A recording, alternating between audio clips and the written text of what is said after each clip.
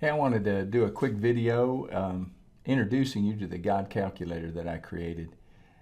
And I just wanted to start off by asking if you've ever read a scripture and it just kind of jumped off the page or came to life. Well, that's kind of what happened when I read 2 Peter 3:8. It said, "But beloved, do not forget this one thing, that with the Lord one day is as 1,000 years, and 1,000 years as one day."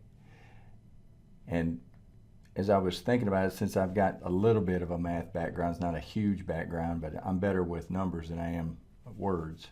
But I just started thinking about the math, that one day and 1,000 years, and I just tried to figure out the math, and so it took me a better part of a day to do all the math on there, and I created this calculator for you. And I just wanted to introduce you to it, and then in the next video, or I'll probably just add it onto this video, I'll show you what it looks like and how to work it. But thanks, I just wanted to introduce this, and I hope you really like it. I think it's one of the coolest things I've ever created.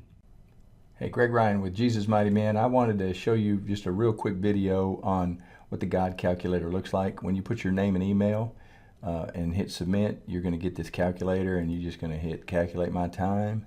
And it's going to say how many minutes each day do you spend praying. We put 14. What about in worship? We'll put 12. And how about reading the Bible? We'll put 12. And then hit submit, and it'll do the calculations.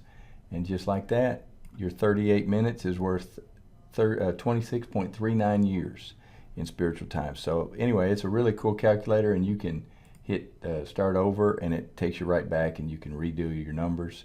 I hope this helps. I've got a lot of other cool tools that I want to give to you, but for now, I want this to be a really quick video and show you how this works.